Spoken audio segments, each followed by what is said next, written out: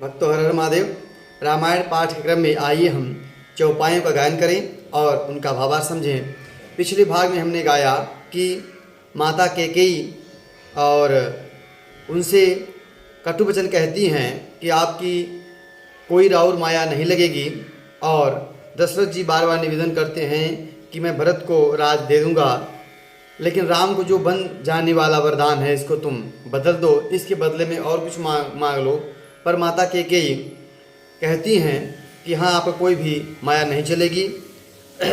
इसके बाद सुबह हो जाती है। राजा दशरथ जी राम राम रटते रटते भगवान को मनाते हैं कि भोर न हो, लेकिन भोर होती है और दरवाजे पर मंत्री, भाट लोग, बंदीजन सब आते हैं और सुमंत पता लगाने के लिए आते हैं कि क्या देरी का कारण क्या है कि आज राजद्वार नहीं खुला है। तो माता कहती हैं कि दशरथ जी ने, राजा ने रात भर राम राम रट के भोर किया है, इसका कारण बताते नहीं हैं। आप राम को बुला लाइए तो इसका कारण स्पष्ट हो जाएगा। आइए उसी क्रम में हम चौपाइयों गायन करें, उनका भावार्थ समझें। आनहु राम ही बेगी बुलाई, समाचार तब पूछहु आई। चले सुमंत्र राय रुख जानी, चली कुचाली की कछुरानी। तुम जल्दी ही राम को बुला लाओ, तब आकर समाचार पूछना। राजा का रुख जानकर, राजा की सहमति जानकर और सुमंत्र जी वहां से चले गए। सोच बिकल मग परई न पाऊ, राम ही बोली कहीं काराऊ। उरधरि धीरज गए दुआरे, पूछहि सकल देखी मनु मारे। सुमंत्र सोच से व्याकुल हैं। रास्ते पर उनके जो पैर हैं, पग हैं, वह आगे नहीं बढ़ रहे हैं और वे यही सोचते हैं कि राजा राम को बुलाकर क्या कहेंगे, उनसे क्या बात करेंगे। किसी तरह से धीरज धर के वे द्वार पे गए और सब लोग उनके मन मारे उदास देखकर पूछने लगे कि सुमंत उदास क्यों वापस आ गए। समाधान करी सो सब ही का, गयऊँ जहाँ दिन कल दिन कर कुल टीका। राम सुमंत्र ही आवत देखा, आदर कीन पिता सम लेखा। सब लोगों को समाधान करके उनको सांत्वना देके उसके बाद सुमंत्र रघुकुल के सूर्य, रघुकुल के तिलक श्री रामचंद्र जी यहाँ थे, उनके पास गए। प्रभु श्री रामचंद्र जी ने सुमंत्र को आते हुए देखा और उन्हें पिता के समान आदर दिया। निरखी बदनु करी भूपर जाई, रघुकुल दीप ही चले उलवाई। राम कुभांति सचिव संग जाही, देखी लोग जहाँ तह बिलखाही। श्री रामचंद्र जी के मुख को देखकर और राजा की आज्ञा सुना कर वे रघुकुल के दीपक श्री रामचंद्र को अपने साथ लिवा चले। श्री रामचंद्र जी मंत्री के साथ बुरी तरह से जा रहे थे, जहाँ तहाँ लोग देखकर विषाद कर रहे थे, दुख व्यक्त कर रहे थे। जाय दीखि रघुवंश मणि, नरपति निपट कुजासु। सहमि परे उलखि सिंघनि, मनहु वृद्ध गजराज। रघुकुल वंश मणि श्री रामचंद्र जी जाकर देखा कि राजा दशरथ अत्यंत दयनीय स्थिति में लेटे हुए हैं, मानो सिंघनी को देखकर बूढ़ा गजराज सहम कर गिर गया हो। सूख ही अधर जरई सब अंगो, मनहु दीन मणि हीन भुअंगो।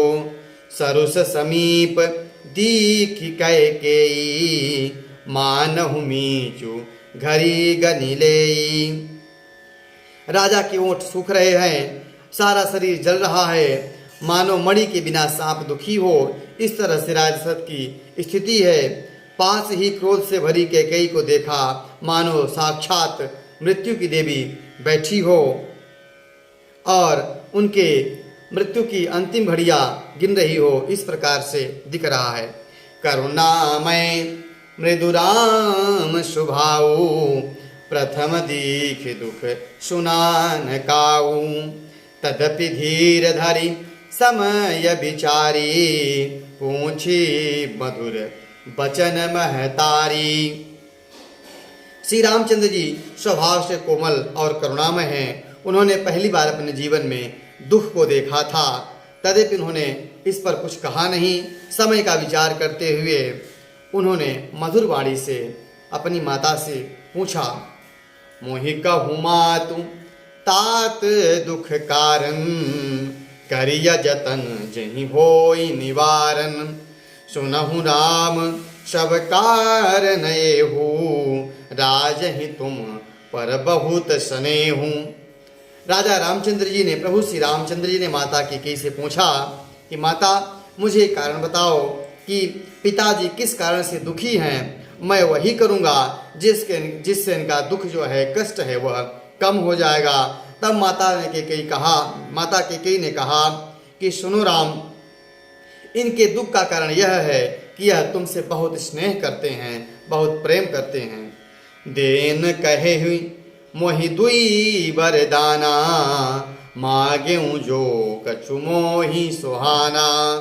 सो सुनि भयउ भूप उर सोचू, छाड़ी न सकहीं तुम्हार सकोचू। तब माता कैकेयी ने कहा कि इन्होंने मुझे 2 वरदान देने के लिए कहा था, मैंने वही वरदान मांगे जो मुझे अच्छे लगे, लेकिन वह वरदान को सुनते ही राजा सोच में पड़ गए और तुम्हारे संकोच यह छोड़ नहीं सकते हैं। सुत स्नेह उत बचन उत संकट परउ नरेशु, सकहु न आयसु धरहु सिर, मेटहु कठिन कलेशु। तब माता ने कहा कि इधर पुत्र का स्नेह है, उधर वचन है, इसी संकट में राजा नरेश पड़े हुए हैं। तुम इनके आज्ञा को सिर उधार करके इनको जो कष्ट हो रहा है उसको तुम दूर कर सकते हो।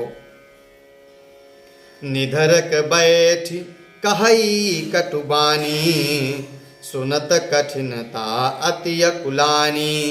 जीभ कमान बचन सरनाना, मनहु महिप मृदुलक्ष्य समाना।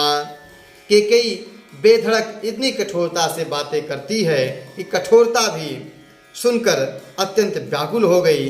जीभ धनुष के समान है और बचन बहुत से तीर है, मानो राजा ही कोमल निशाने के समान हैं। जनु कठोर पनु धर्यो शरीरो, सिखाई धनुष विद्यावर वीरो। सब प्रसंग रघुपति ही सुनाई, बैठी मनहु तनु धरि निठुराई। कैकेयी इस प्रकार से कठोर वचन कहती है जैसे मानो कठोरता ही कैकेयी के रूप में अपना शरीर धारण कर ली हो। श्रेष्ठ वीर शरीर धारण करके धनुष विद्या सीख रहा हो। श्री रघुनाथ जी को सब हाल सुनाकर वह ऐसे बैठी मानो निठुरता ही शरीर धारण किए बैठी हो। मन मुस्काई भानुकुल भानु, राम सहज आनंद निधानु। बोले बचन विगत सब दूषण, मृदु मंजुल जनुबाग विभूषण। सूर्यकुल के सूर्य स्वाभाविक ही आनंद निधान श्री रामचंद्र जी मन में मुस्कुराकर सब दूसरों से रहित ऐसे कोमल और सुंदर वचन से बोले। सुनु जननी सोई सुत बड़ भागी, जो पितु मातु बचन अनुरागी।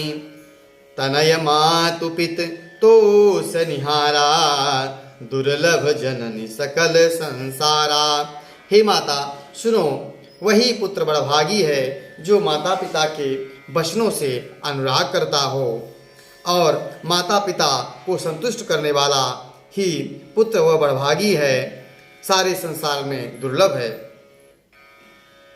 मुनिगण मिलन विशेष बन, सब ही भांति हित मोर। तहि मह पितुआयस बहुरी, सम्मत जननी तोर। प्रभु श्री रामचंद्र जी ने कहा कि वन में विशेष रूप से मुझे मुनियों से भेंट होगी, जिससे सभी प्रकार से कल्याण होगा, और उस पर भी फिर पिताजी की आज्ञा और माता जी की आज्ञा है, तो हमारी तो संपत्ति ही संपत्ति है। इस प्रकार प्रभु श्री रामचंद्र जी कोमल वाणी से बोले। आगे प्रभु श्री रामचंद्र कहते हैं कि मेरा जो प्यारा भाई भरत है वह राज पाएगा। और इसके बाद माताओं से आज्ञा मांगने के लिए प्रभु जाते हैं। आज की कथा यहीं तक। अच्छी लगी हो कथा तो YouTube चैनल को सब्सक्राइब करें, शेयर करें। हर हर महादेव।